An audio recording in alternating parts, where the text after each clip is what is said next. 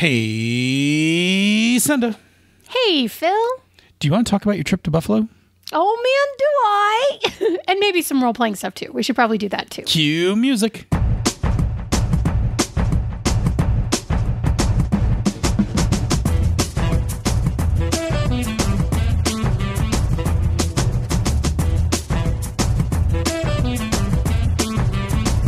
And welcome to another fine episode of Panda Talking Games. I am your host who lives in Buffalo, Phil. And I am your other host who visited Buffalo, Senda. You did. Yeah, did I do it right? That's good. You picked right up on it. Excellent. Cool. Hey, so today on the show, we're going to talk about Senda's trip to Buffalo. Just a little bit of non-gaming stuff, just kind of other stuff we did while you were here in Buffalo. But we're going to focus a chunk of our talk about the one-on-one Thirsty Sword lesbian game that we did a session 0 for. Yes. We're going to actually talk about session 0 for a one-on-one game and kind of like what was the same, what was different, that kind of thing. Yeah. So we're going to do all of that. But first, we're going to do something impromptu, which we talked about and then didn't talk about before we started recording. Great. So right now, we're going to figure this out. Sure. This episode drops on the 13th of December. Oh, yeah. We need to go on a little bit of a holiday hiatus, as it is the end of the year and we like to take a little time off. So I'm looking, and for sure, I can tell you 2 Mondays I'm not planning on us being on the air. Yeah, the 20th and the 27th. Then make it 3, because the 3rd would be the other one. Right, and the 3rd. Because the 3rd would require us to record on New Year's Day. Yeah, we're not recording on New Year's Day. No. So I think potentially we could just do 2. This is impromptu, folks, as we said, because we forgot to actually sort this out before we started recording. But this is kind of a chit-chat episode. That's just sort of what happened. So bear with us. We could do the 20th. Do you want to do the 20th and just take the 27th and the 3rd off? Okay. Let's do that. Okay. So you're going to get this episode today on the 13th. You're listening to it right now. If you're listening to it on the day it dropped, this is December 13th. There will be an episode next week. That will be December 20th. Mm-hmm. Then there will not be an episode until January 10th. Yes. Yep. When our first 2022 episode will air. We'll talk about the holidays and all that stuff. Yep. Okay, fair enough? Fair enough. Okay, so we're on today. We'll be on next week, and we'll remind you next week that we're going on holiday hiatus. Yeah. Yep. And we're just taking a short one. Yep, we're just taking a couple weeks there. Okay. Okay. Good. All right, that little bit of business out of the way. You came to Buffalo. I did. I came to Buffalo. Cool. Last week. So I think what we're gonna do is we're gonna talk about briefly some highlights, like non-gaming highlights for being in Buffalo, and then we'll focus our attention to the Thirsty Sword lesbian session 0. Yeah, because that's probably the thing that other people are particularly interested in hearing. I mean, if you're here for the gaming podcast, we should talk about the gaming part. But first, we'll get out of the way some of the non-gaming stuff. So let's just go like kick back and forth, right? So yeah. Tell me a highlight, and then I'll tell you a highlight. Yeah. Well, my birthday in November was a complete and utter disaster in pretty much every possible way, from having to move this trip initially and not being able to schedule my normal birthday LARP, to being sick over my birthday, non-COVID, but sick, and having to cancel all of the other plans that I had made for my birthday, like going back to Meow Wolf and stuff. So while I was out in Buffalo, we did like mini birthday take 2. That was good. We did. You bought me cake. I took you to a very good place in Buffalo to get. Yeah, where they do cake by the slice. Very fancy cakes, and you can say, I want a slice of that. And it was very good. Yeah, I had the Oreo cheesecake, and it was pretty righteous, actually. Very good. I took a taste of that and it was amazing. And I would have been able to eat like maybe a third of that piece. Like it would have murdered my, slightly dairy intolerant self. I usually pretend I'm not dairy intolerant, but there are certain things I know will kill me. Cheesecake is one of them. Milk first thing in the morning is another one, that kind of thing. But it was really, very rich. Really good. I had chocolate cake with mint whipped mousse between the layers and a ganache draped over the top. That was really good. For those people who are local to Buffalo, we're talking about the Dessert Deli. It was very good. Out on Maple. I've been a fan for many years. I've been to the Dessert Deli many, many times. In non-COVID times, just down the plaza is a really good sushi place. And so sometimes that would be a combo, is to like go get sushi, leave a little room, walk up the plaza, and get a slice of cake. Heck yeah. I mean, I could see that being really delightful. Andy and I always used to get sushi and then walk over to the gelato place, but the pandemic killed the gelato place, which is super sad. Yeah, luckily both the sushi place and the Dessert Deli are intact. I just am not sitting down in restaurants to eat, so I'm not either. That's why I haven't gotten there for sushi. Anyway, okay, cool. I'll pick a highlight along the culinary lines as well. Sunday, we did one of my favorite brunches, which is scallion pancakes and pot stickers. It is actually a thing I started doing during the pandemic and do it once a month on Sundays. So you were here on a Sunday, and I was like, I'm making scallion pancakes. It was delicious. You actually pitched in. You pitched in and actually cut up the scallions. Well, I mean, if you call that pitching in, I've hardly. It was pitching in. You cut up the sous scallions. chef. Yeah. Yeah. I cooked the rest of it. Not that it was like super hard, but anyway, team effort on the scallion pancakes and pot stickers, which I love that. I love that recipe, and I would make it every Sunday for brunch, which is why I don't, just to force me to make other stuff, like to try other stuff. Right. So once a month I make homemade scallion pancakes, because I have learned you can also get scallion pancakes from Trader Joe's. Those are also delicious, by the way. But I use a recipe that you sent to me, I think from Bon Appetit. Yep. For scallion pancakes. Yep. They're delicious. And then the pot stickers I have over the pandemic. I used to just cook them in the pan, more traditionally with, first sear them, then pour the water in. Yep. Right. But I've gotten lazy. And I like them kind of crispy, so I've been cooking them in the air fryer. And I'm sure that's probably heretical, but they're still pretty yummy. Mm-hmm. They come out crispy on the edges. They still are kind of soft in the middle, which I forgot about. So I'm pretty okay with that.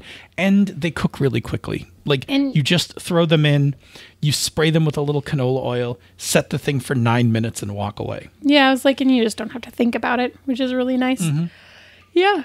Let's see. Next one. We also got a Christmas tree set up for you. Yeah, I was not prepared. This is my first Christmas in the apartment, and was not equipped with Christmas tree. Now you are equipped.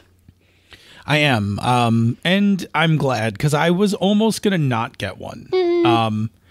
Just because, I was well, I'm going to go over to my ex's for Christmas to have it with the kids. So, do I really need a Christmas tree? Whatever. And then you convinced me that, yes. You do. I need a Christmas tree. And then once we put it up, I was like, yeah, I needed a Christmas tree. I really love Christmas, and I was just going to kind of forego it. Forego the Christmas tree, but in retrospect, lighting up the Christmas tree and sitting in front of it in the evening is still very enjoyable. I just have my cup of tea and do some reading in the living room and really enjoy it. So cool. Thanks for talking me into that. You're welcome. Yeah.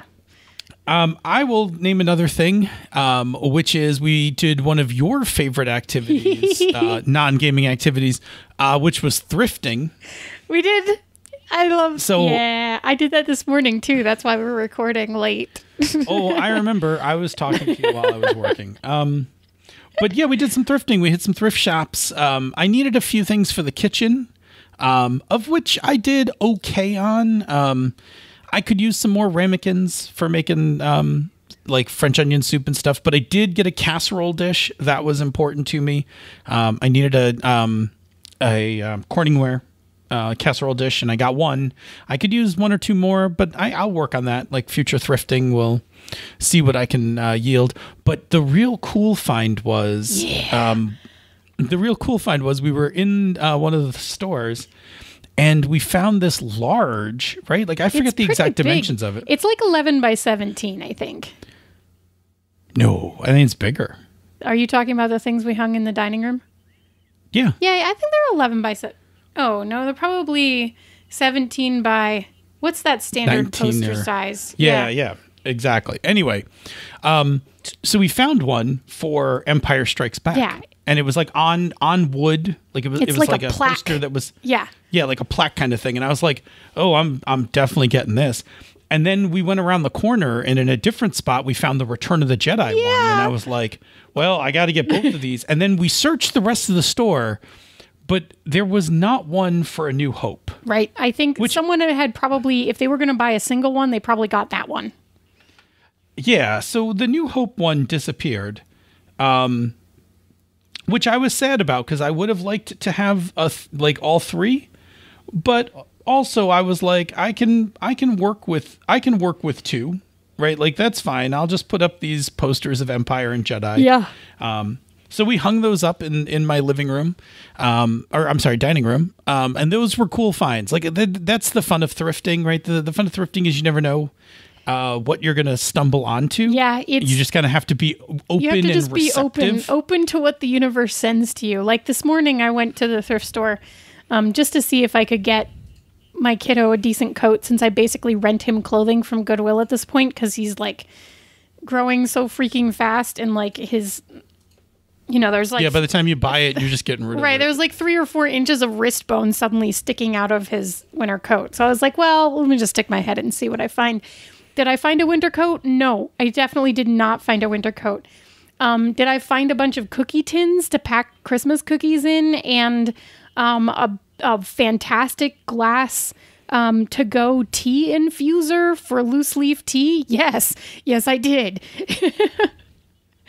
But that's just thrifting, right? Like, you just got to be open to whatever, Yeah, I mean, it's what the universe provides. Yeah. Like, that's the... Sometimes the universe just sees you and says, you didn't know you needed this, but you do.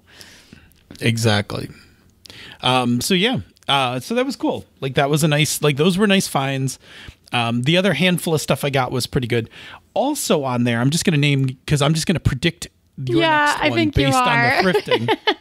I'll just give it to you. If you already... we went thrift shopping, and then Senda went real shopping, which was just in the middle of the day. There is a delightful place that I can now highly recommend if you are at all into vintage and vintage reproduction clothing, which I know is a me thing and doesn't necessarily overlap with the podcast or the audience for this podcast. But heck, if you want cute dresses, if you're in the Buffalo area, or cute, just vintage stuff of kind of all stripes. There is a fantastic little shop called Cats Like Us. They were so kind, and they have so many good things, and I got to try on a bunch of brands that I've only been able to purchase or look at online before. And it was a delightful... It was a really nice store. Very good. And I was very happy that I had set a budget before I walked in.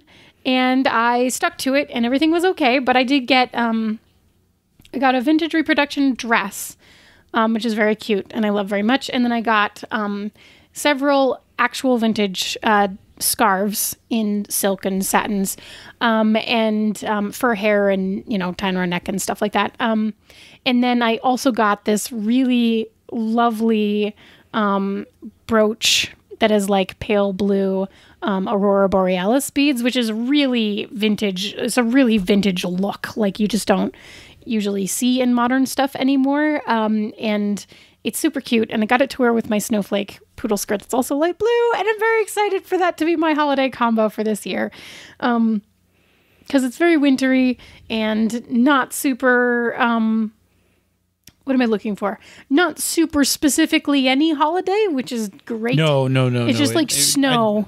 And I love it. And so I'm very excited to just like combo that up as my like holiday look for the year.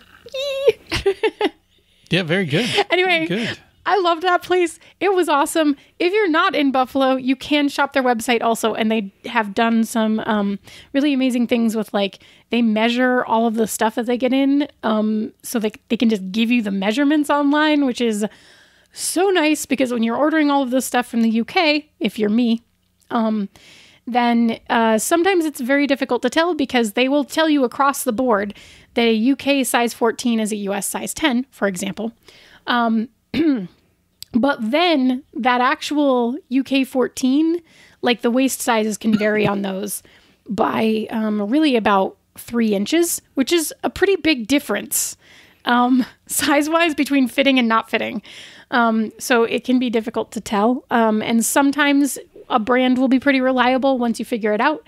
And sometimes they'll vary even by, within the brand, just by actual cut of thing, which I've encountered with some as well. And sometimes you've ordered something from London and it's more expensive to ship it back than to just keep it at that point.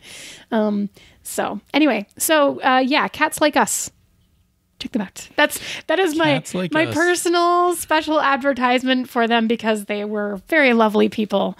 And it's a cute little local business. And I want them to stick around because I really enjoyed my shopping experience. So if you feel like supporting vintage clothing stuff, you should check them out. Cool. Yeah. You nailed it right on the head there. Like, that's it right there. Yeah. Fantastic. They were great. They were really great. They were very cool. And the store was very cool. Yes. It was like I walked in and it was like that kid in a candy shop moment, which is good because in the car on the way there, I was like, okay, here's my budget. And then we walked in and I went, ooh, and I like had to look at all the dresses and like, oh my gosh, it's collective. It's Hell Bunny and it's, Miss Lula that I haven't even been able to try on before ever. And I don't know how it fits. And like, it was pretty exciting for me. Yeah, I was really glad that we got to go. That was actually Chris who reminded us that place was there. Yeah. Yeah. Okay, I will take no credit for that. Chris picked it out. I did remember that we should go. You remembered that we should go and that it was open that day, that was the day that we should go. Yeah. I was like, oh, we definitely should go do this. And I was like, hey, do you want to do this? And you were like, God, do yes. I? Anyway. It was a dumb question. Anyway, do you have anything else that you want to add to trip highlights? No, I think I think that's good. Yeah. Let's cut over to talking game stuff now. Thanks for indulging us to talk about just the generalities. I think there's a certain number of people who like to just kind of know what we're up to. Yeah, I think that's fine. But let's turn it on to gaming, and let's talk about. I mean, I'm going to set this all up, and then we'll talk about the session 0. So, we have for a long time, we've wanted to play a one-on-one game together. Ever since we kind of messed around with the little bit of actual play we did a few years ago on the show. And we've talked about this before. We've talked about one-on-one play and stuff like that. So that was the thing we wanted to do. And we were like, you know what? We should just we need to do this. We need to do this. We said we wanted to do it. We have time in our schedules. Let's do this. So we agreed to do it and thought that was cool. And then, we talked about what to play. Yeah. And I, for a number of reasons, I think we talked about this before. I was very sure I wanted to do PBTA. Combat scales very well in PBTA. Failure, so 6- rolls and things like that, leave a lot of latitude. I don't have to do damage to make things more interesting and more complicated. It gives you a lot of latitude to manage the fact that it's just me as a PC, which I think is important. Yeah, so I have a lot of latitude in keeping the game going, kind of thing. So I was very much for a fan of that. And then what we picked for a setting was, so for a game we settled on Thirsty Sword Lesbians because by theme, it was something you very much wanted to play. Yes, swashbuckling, queer disasters.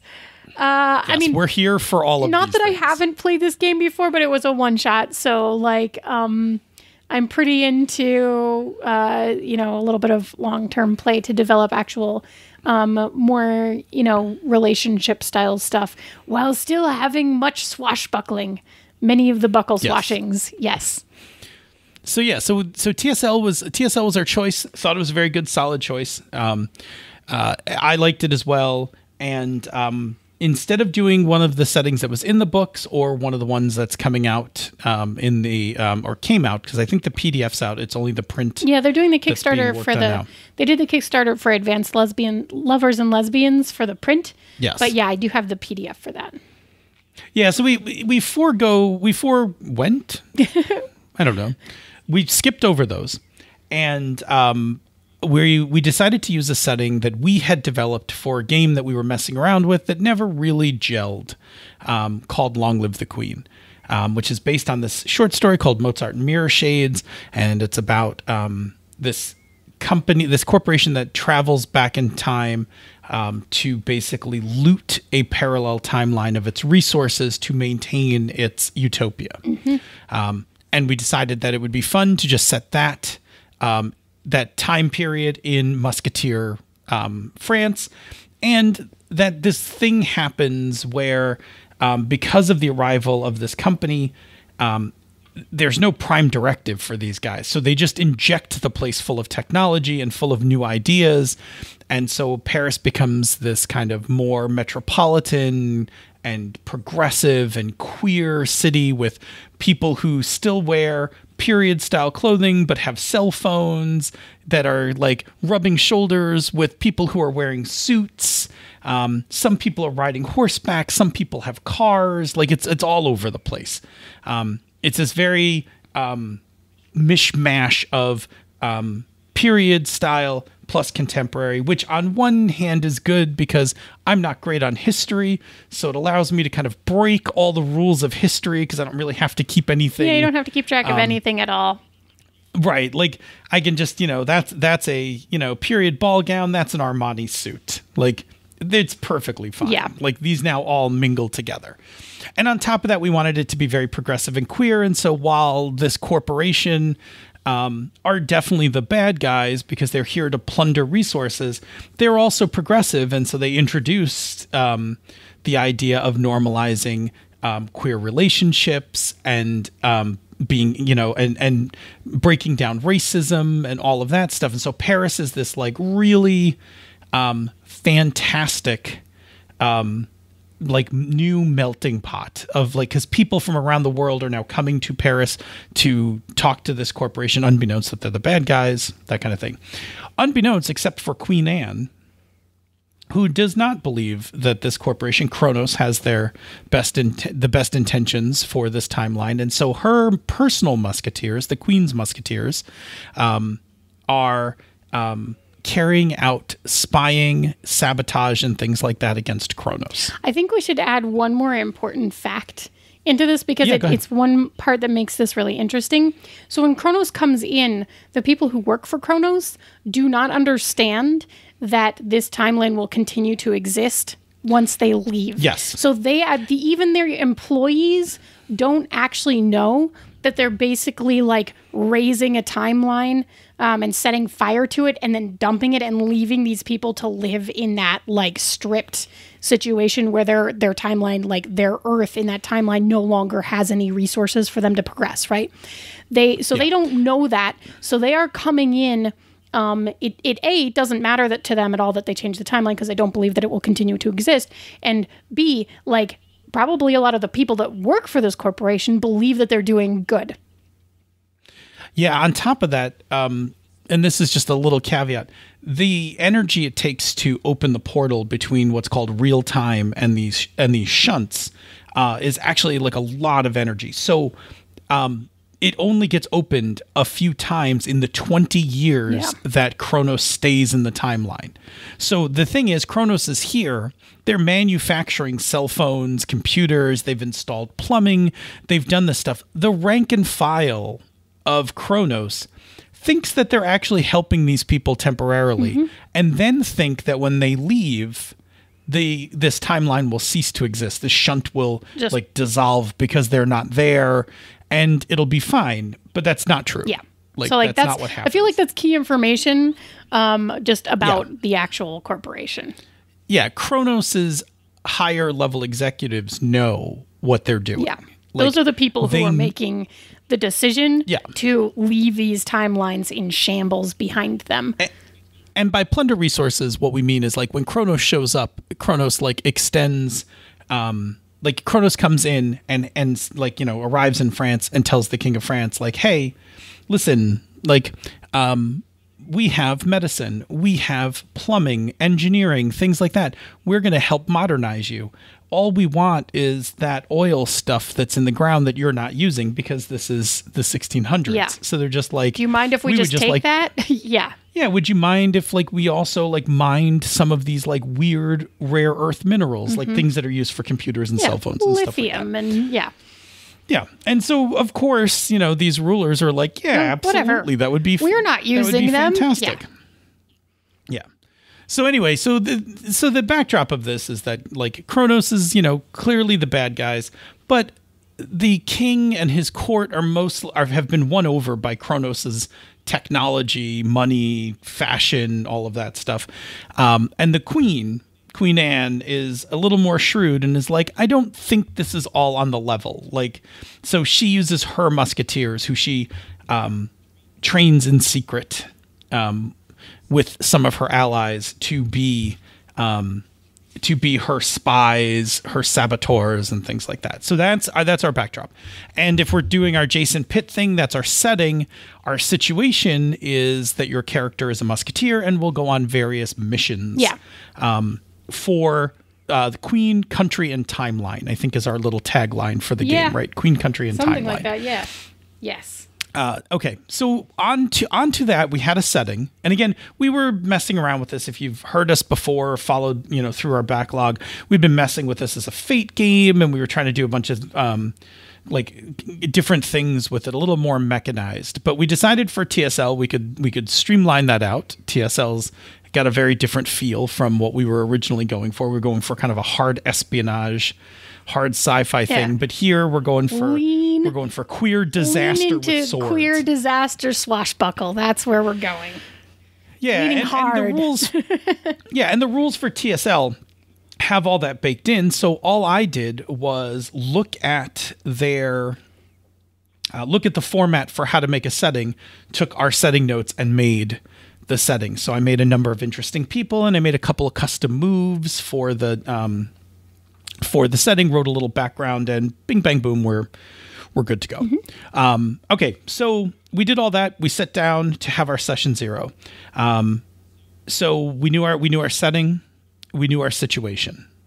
Subtext we'll work on. The game, of course, has its own subtext. The game has its own subtext. We will probably develop some themes and subtext as we play the adventures about love, technology, queerness, things like that.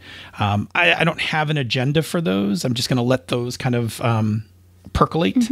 Like as they come up and play, maybe I'll grab something and run with it, kind of thing. System, we already knew. System, we're going to do Thirsty Sword Lesbians. So that's the Jason Pitt 4. That's the I call them 4 pillars. I forget. He has another name for them. But that's what I like to call them. That's the Pit pillars. Yeah, Pit pillars. Yes. Anyway, okay.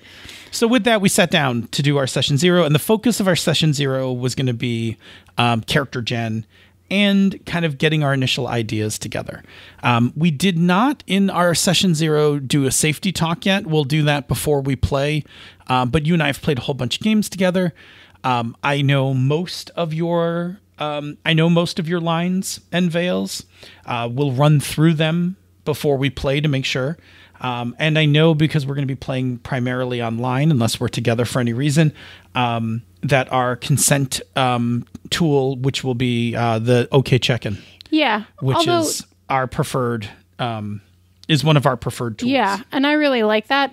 But the other thing that is frankly something about playing one-on-one that I think makes safety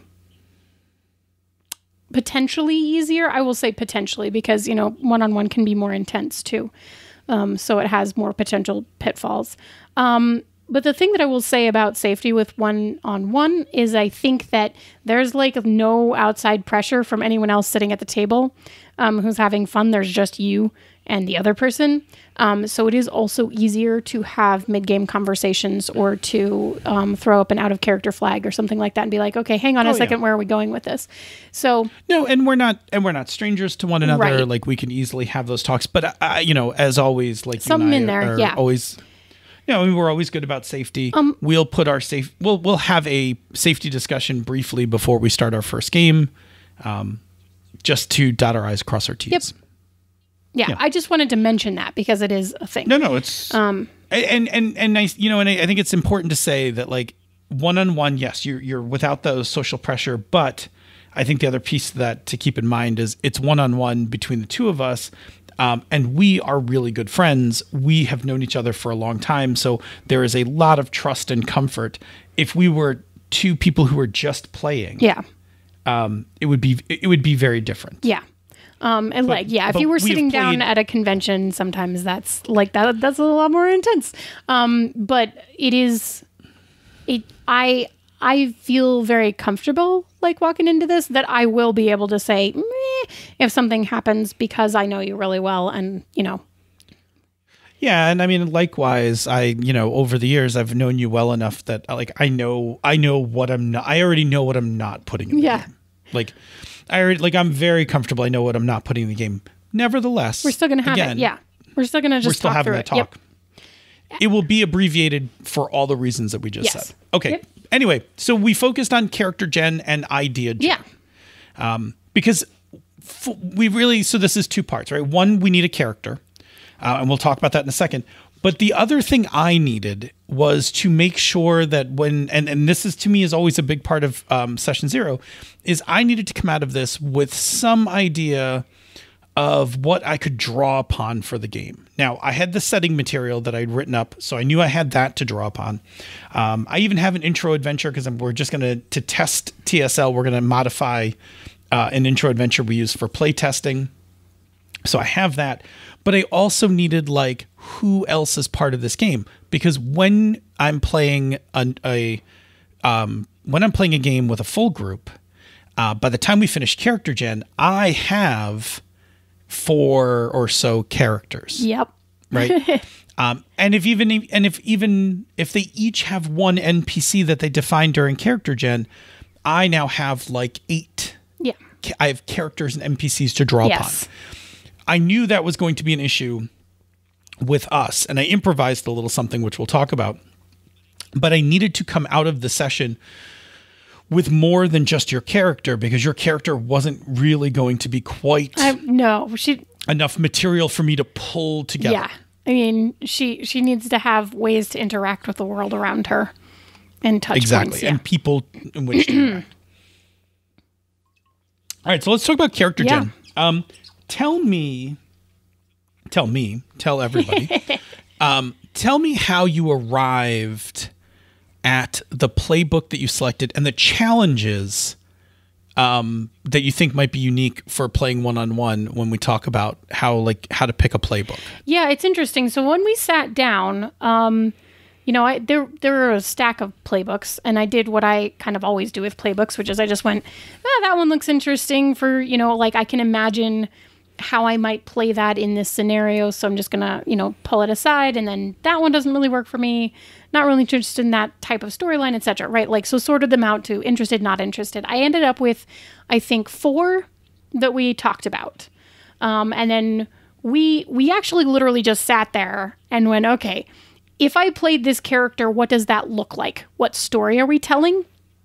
Since this is the only story that we're telling, right? Yep. And what actually ended up happening is that I ended up discarding 3 of those basically because they were characters that I would probably be very interested in playing in a group in which there were multiple storylines, but I was not necessarily interested in playing those as the only storyline, especially because they were potentially somewhat at odds with our goal of swashbucklingness, right? Like the swashbuckling part is important. I would like to be able to... And the spying part. Like I want to be able to buckle my swashes. Yeah, I mean, to be clear, every character in TSL can swashbuckle. Oh yeah, and they could, and honestly, any of the playbooks that I pulled out, and any of the playbooks like that were there would have worked. So this was entirely about what kind of a story did I want to play, and what kind of sort of personality was I interested in portraying, especially given that it's just going to be me and a bunch of NPCs. So there were some that I did put aside because I was like, this would be really interesting in a group. Where I could rely on other player characters to draw me out, and then allow myself to be drawn out. But as like a single player point person, I'm going to have some difficulty playing the style of game that I want to play, that kind of thing. So that's kind of was the conversation that we had. We went through them and really did talk about like, if this is the playbook that I played, what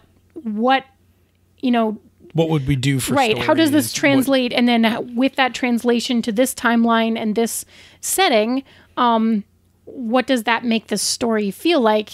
And so I ended up, and it's really funny. So I ended up settling on the Devoted, which is like, on the one hand, the most obvious choice, but on the other hand, does exactly what we were thinking about when we started discussing this story, right? So I am playing the Devoted, which is sort of, in D&D terms, you might say paladin, but that's not really quite what it is. They are a selfless protector committed to a person or a cause. Yes. And so that's fun. And then the themes that go with that are devotion versus self-care, which is interesting and has a lot to do then with like pushing through things. Yeah. Would you mind reading the little blurb? Yeah. For people who aren't familiar with the game, because there's a little blurb on the playbook that kind of tells you what. That's what I was basically. I was summarizing it, but it is the Devoted is a selfless protector committed to a person or a cause. Their central conflict lies in pitting this devotion against their self-care. So yeah. So you have loves. I do. You have a duty, and you need to like balance those also with your own self-care, which we ultimately were like, those are going to be really easy. Yeah. Those are going to be really easy themes to play through. Yeah. In this game. Yeah. Now you're 100% correct. Any of the other playbooks would have also worked for this setting. They would have, like, what you would have done in a solo game would have been slightly different. Yeah, right? Because I was very interested in, I don't remember the name of it now, but The Chosen, I think. Not the Chosen. That was one of the ones that I had set aside, but I'm thinking about. I know. Yeah, it's gone. But it's a playbook that is basically for coming out of a really conservative space into a more progressive space, and about that tug of war between like tradition and self-expression. It is the Seeker. The Seeker. I'm holding it. That Ready? one. The Seeker comes from a toxic society and has found a new community in which to belong and grow. Their central conflict pits tradition and upbringing against justice and developing their personal values. Yeah, so we talked through that one pretty hard. Because that was a very interesting one for me too. But then basically what it kind of came down to is I was even really interested in kind of like the backstory generation that we started talking through about how that particular playbook would work in this setting for this game that we were talking about. But what it kind of came down to was the central conflict. On that one, I was less interested in playing as a solo player specifically. Right. And if that's where it's really interesting, if I were sitting down at a table with even one other person playing a PC, that's probably the playbook I would have gone with. But I am not sure that I was interested in that being the only story that was happening on the table with a PC. So, yeah. And I think that's a big consideration when you're playing one-on-one, is that sometimes classes, playbooks, etc., don't exactly work without others with others present.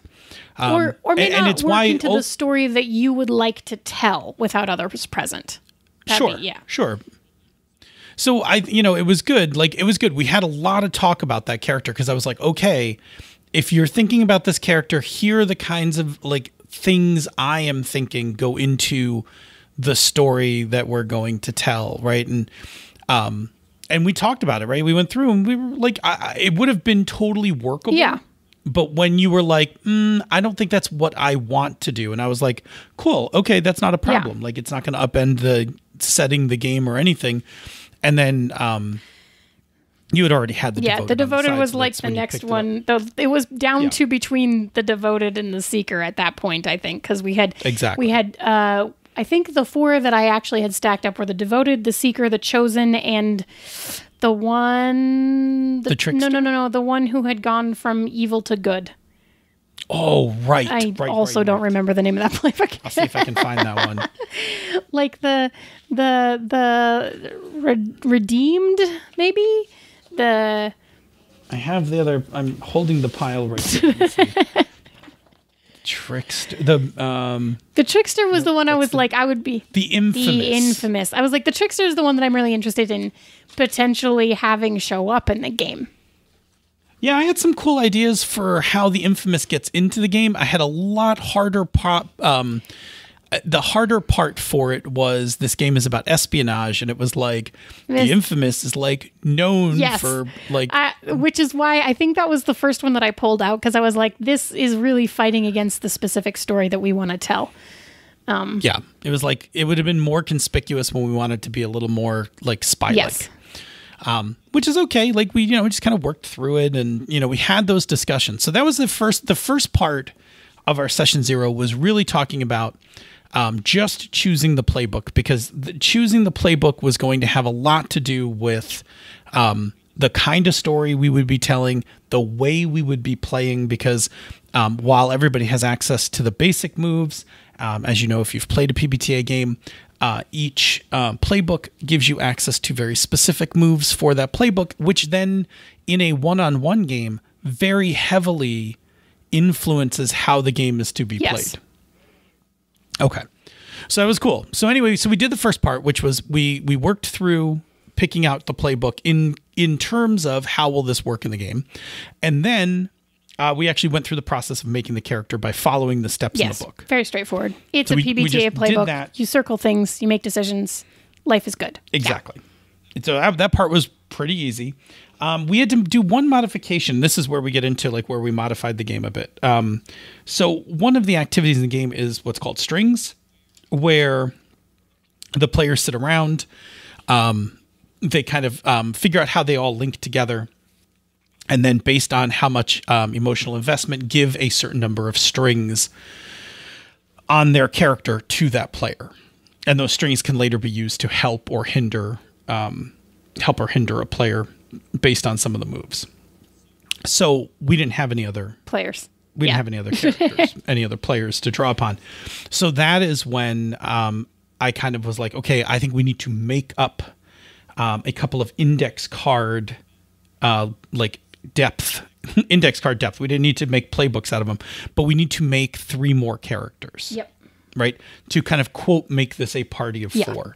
Not that you're good, not that they're all going to be doing stuff with you. No, probably not. But they need to be they're the other, if you are the main character, they are the secondary characters in the story. Yeah. And then there'll be some tertiary characters, etc. Yeah. Okay. So we did. We sat down and we patterned 2 of them. I patterned 2 of them right off playbooks. Yep. Yeah. So we actually defined who the Chosen was. Yes. And so we did the Chosen, and then we took the Nature Witch and kind of flipped it around to make it the Techno Witch. Spooky Witch. Spooky Witch. I'm sorry. The Spooky Witch. Okay.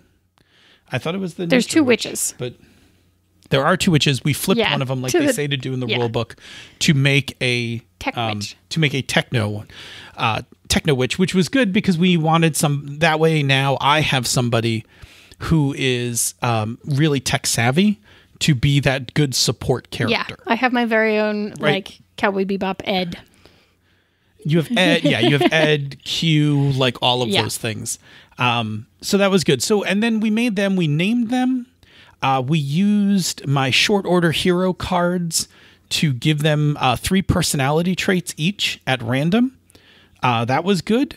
So we did that. And then the third character we made was actually a guy who I believe background wise you pulled out of prison, and the queen convinced the king to get him a job at Kronos, and he is kind of like your inside man at Kronos. Yep. And he's not super thrilled about it, but he, would either be in jail or dead if he wasn't. Yeah. So he is by espionage terms, he is an asset. Yes. That you are managing. Yeah. I love the descriptors we ended up with for him, because we just drew the character generation descriptors were bookish, slow, and expendable, which just tells a story, doesn't it? Yeah, it doesn't paint a good picture for this guy. So we have two more of the Queen's Musketeers, the Chosen, who you have a little bit of a love rivalry with. Yeah, I do. We built a little love triangle around the Queen with the Chosen, which was good. And then our Techno Witch is your like other support character who's who works with you, helps you out, does her own things as well. And then we have this asset that you're running. Which we haven't talked about if you're romantically entangled with this asset, but in true Disaster Pan style, I think probably. You are. We'll get there. Probably, right? Yeah. So that gave us the ability for you to figure out what strings to have on them. To have strings on someone. Yeah, and since they're NPCs and they don't roll, like I don't roll for anything, I did not make you commit strings to them. Like they will want stuff from you, but that just gets role played. And that's fine. I was very okay with that. But what it gave us was I had a list of NPCs that were kind of more major NPCs in the setting material. And now we created these three additional characters. And then when we talked about your family, because one of the additional rules we put in for the setting is that you have to describe your house, like what house you come from, because you are nobility. I am nobility. And I had like a little thing, like you pick 2 good things, 1 bad thing about your house. So I believe you, I think you're known for your vineyards, right? You have a slightly elevated rank. Yes. And we have, I believe you are an enemy. And you have an enemy, right? So now that enemy immediately spawned up a new NPC, because I was like, it's cool that you have an enemy because it's another house. It's a whole other house, but I need a face to put upon that house. So we did, and then I immediately linked that enemy to the big bad at Kronos, the director of acquisitions. So I linked that character to the Kronos executive to make that even more fraught, right? Enemy and enemy paired up. That's bad. And then lastly, I was like, we talked about like, are you married or not? Because 7 years ago, this was traditional France before Kronos busted in, and we decided you weren't. So I was like, well, that's perfectly fine. You don't have a spouse, but that means that your father is like de facto like the head of the family kind of thing. And again, that's like the leftover patriarchy, which is like slowly being shed as Kronos arrives, but it's still Kronos has only been here for like 7 years. Yeah. Like not all of that has converted over. So you are very much an independent woman, and you are, part of the court and doing your thing, which is perfectly fine and acceptable. But your family was established through this patriarchal line and like remains partially like that. But that gave us the chance to create your mother, your father, and a sibling. Yeah, my brother, I think. Yeah. Yeah. And there is sort of an interesting thing, right? Because Paris is this mecca of progressive ideas and technology, but we also did discuss just in a very general way that as you get farther away from the city centers, less of that has, there's varying amounts that have filtered out, right? Exactly. Yeah. That when you get into like deep into the country, it is still very provincial. So that is, and that is when we were talking about the Seeker. That was the environment she was going to come from. She was going to be from the country coming into Paris. So she was going to be like, I think what we had talked about was she was going to have been in trouble a few times for being queer. Yeah. And then all of a sudden Kronos arrives and Paris is now like queer accepting. And so she like, I think like flees the nunnery that her parents shoved her in. Exactly. Yes. That was exactly what the story that we were talking about. Yeah, to make her way to Paris kind of thing. And that, again, would have totally worked for the setting and for that playbook, but ultimately was not the story you wanted to actually explore centrally. Yeah. So, all right. So that's like, that was the bulk of our session 0 was that, with a real emphasis on coming up with those 3 other characters. We came up with some details. We linked them into like kind of the fabric of the story. We figured out where your character kind of fit. And now that session 0 is done, I have the major players from the setting. I have these 3 characters. And I have the minor characters, which we haven't even like fully detailed up, which includes your family and this enemy. And I got a lot. Like I got a lot to start good with. Stuff. Like, because we did also detail out why our families are enemies, like generational enemies and that sort of thing. So like, there's this person who ends up being the point person for it in this particular generation. But like, 2 generations ago something happened, and it's all, now it's all like, who even knows which family did the bad thing because they've just been fighting for so long. Like, she's super attractive. Yeah, right? Like, it'll be great. Disaster pan. Yes. A disaster pan. A disaster pan on the move. So yeah, we had all that put together, and then I was just thinking of, there was just one more thing. I know, there was one last discussion we had after our session 0. We talked about frequency of session. Yes, and length. Yeah, length and frequency of session. So the thing that we suspect is that 2 things. One, I think we suspect, because we've tried it before, that we don't really need to play 4 hours at a time if we're playing one-on-one. Spotlight time is, you're going to get more spotlight time in a... I get the spotlight. It's all you. Yeah, you're going to get more spotlight time in 2 hours of play than you're going to get in 4 hours if in a group of 4. So I think what we said was, let's shoot for 90 minutes to 2 hours of play. And from a GMing side, the thing I don't know yet, and I kind of need to see, which is why I want to use this existing adventure we wrote, because we wrote it for a 4-hour. We wrote it for a 4-hour playtest. I want to see how fast you move through this material. Yeah. Again, with only one of you, will you move very quickly through the storyline, or because it's you, and you're going to want to talk to everybody and everything along the way, will we actually go slower because there's not a pressure to take the spotlight off of you and put it onto other people who may push the plot at different speeds? I don't know yet either. Right. Yeah, it's going to be interesting. So what we said we would do, which I think is actually interesting because I don't do this with my other groups, is I said, okay, what I'm going to do is I'm going to write an adventure. In the beginning, for sure, while they'll be more structured, there'll be missions, right? In the beginning, the queen will tell you, I need this thing done. Please go do it. Later, we may drift away from that as we generate enough stuff and you're like, this is what I'm doing next.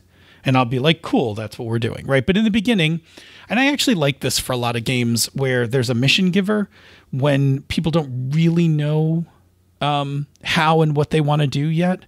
I like having the mission giver like just kind of set the initial beat of the game. So that the game has that in the Queen.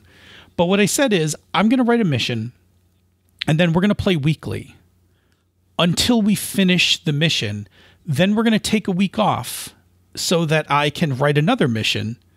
And then after that week off, we'll pick it up again and we'll play as many sessions as we need to weekly until we finish that until we finish that story. So essentially, we're playing weekly with a 1 week break between missions. Yes.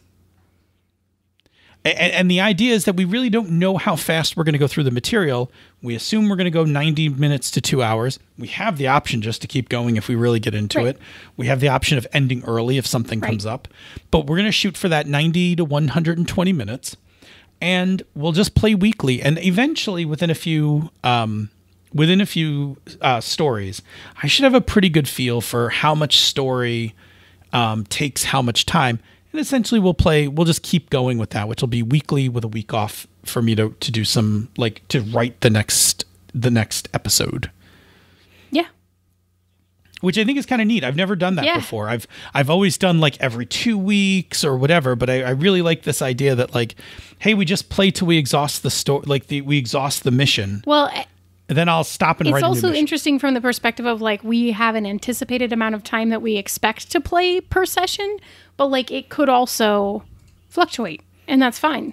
And we have a lot of flexibility around that. Yeah, we have a lot of flexibility because we're talking about only having to schedule for the two of us. And that is also not a thing I've had before. Like, we really have the ability to turn around and be like, oh, I can't play this Saturday evening. You want to just play on Wednesday? Right, and be like, yeah, sure, no problem. Let's do it. Yeah. Yeah. So there's a good chance we won't miss a lot of sessions because of that. Like, we'll just be able to just flex when we need to, or not flex when we need to. Like, that's the other part of it. So anyway, that I'm just looking at the clock. We are right at where we should be. Yeah, which is perfect. We landed right where we're supposed to be. We discussed the session 0 and kind of covered all the highlights and what came out of it, and talked about some of those challenges for the one-on-one game. Yeah. So hopefully that helps any of you out there who are also considering a one-on-one game, whether it's over the holidays to get you through while your group can't play, or just in general because there are cool people to play with in the world. Yeah, absolutely. Here's how we're doing it. Try it out. Try it out. This is, I mean, look, look, there's a lot of advice that when we give GMing advice, we give it with pretty good experience / authority. In this case, we are not. Yeah, we're just in this case, we've actually not done this a lot, and we are figuring it out as we go. So we can tell you what we are doing, and then later we'll tell you if it didn't work. Yeah. Yeah, this is different for us in that we are not approaching this as in we are experts in this. Like, we are not. Like, we are just figuring it out. If we get stuck, we may turn to some of our friends in the industry who've done some more on one-on-one gaming. I'm thinking the one-on-one podcast, like those kinds of things. Jeff Stormer, good guy. Yeah, great guy. But we're going to try it.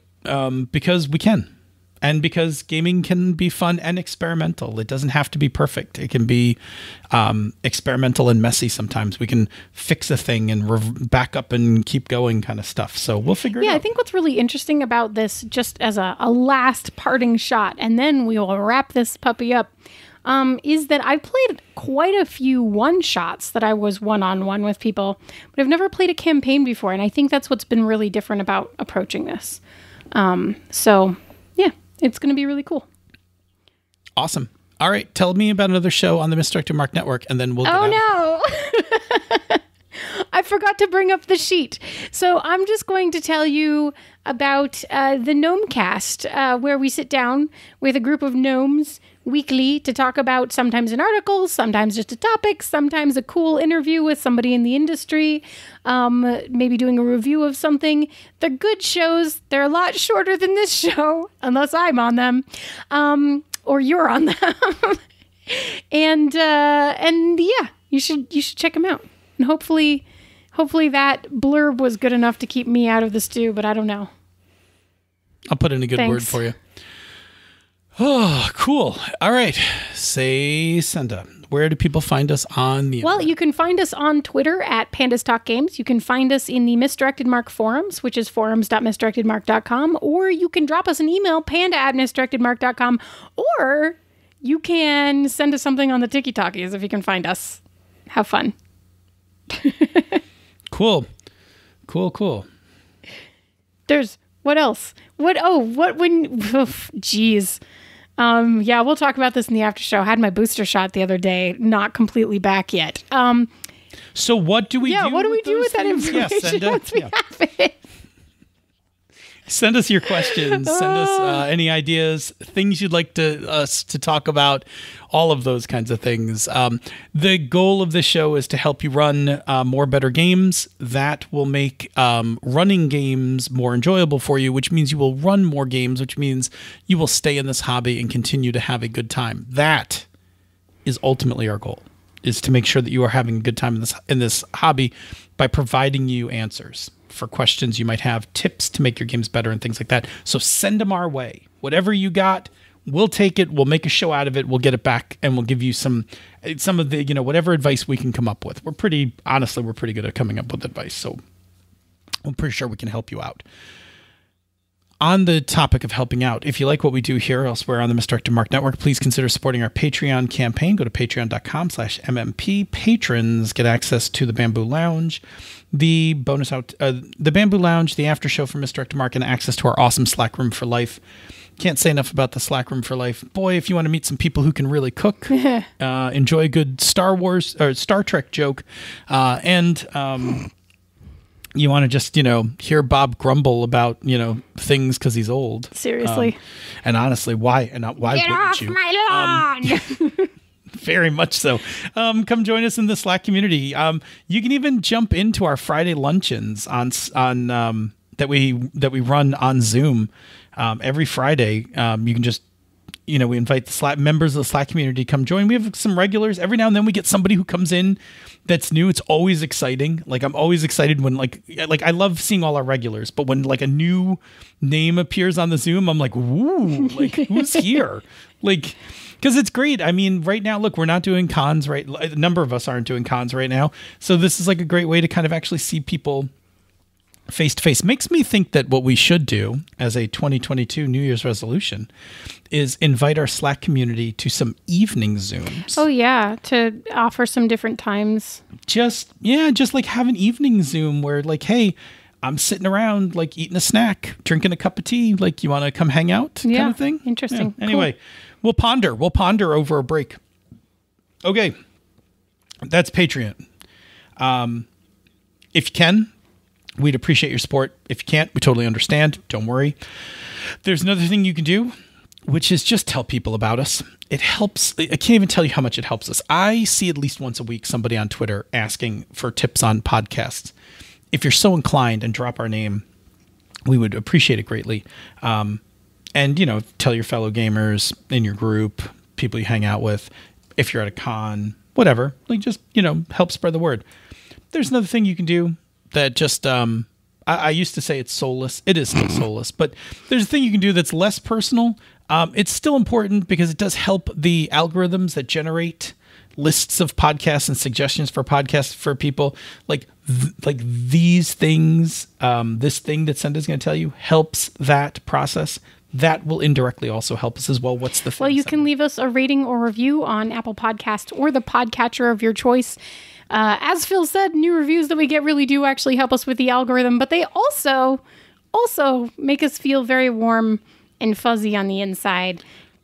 It is the holiday season. You leave a podcaster a gift, write them a review, whether it's us or someone else. All podcasters love reviews. If you want to know what to get your favorite podcaster for the holiday season, get them a review. They will love you. Yeah, absolutely. Yeah, that's the story there. Cool. Say Senda. What did you enjoy more, sponge candy or bison dip? Why would you ask me that? Show me what you got, hey. Show me what you got. Show me what you got, hey. Show me what you got. Show me what you got. Show me what you got. This show is a joint production of She's a Super Geek and Misdirected Mark Productions, the media arm of Encoded Designs. Show me what you got, hey. Show me what you got. Show me what you got, hey. Show me what you got. Show me what you got, hey. Show me what you got. Show me what you got, hey. Okay. Hello? Hello?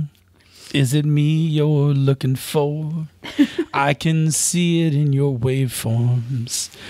As they go rolling by, I wonder why. I don't know. It's supposed to be Lionel Richie, but I've forgotten all the words. So. I was going to say, remember like 3 years ago when we did a bunch of Christmas carols as waveform songs? And when we say we, I mean I. You. Yes. Waveforms ringing. Are you listening?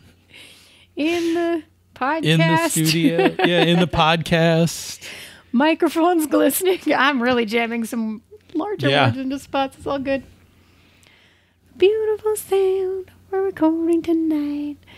Walking in the waveform wonderland. I feel like amid whatever controversy this causes by my next statement, and I'll just stand by it. Okay. I'm scared I feel like one day we could do Baby It's Cold Outside, but just do it to like a role playing thing. Like I really need to go, but just one more encounter. One more. I got to go. Just another check. Yeah. Anyway. I'm amusing myself. I love Christmas time. Oh man, we have to start a show. This is like just nonsense that's getting like junked into the. This is just stuff that's going to get junked into the back of the show. Okay, cool. We should go start the show. Yeah, we should. Okay.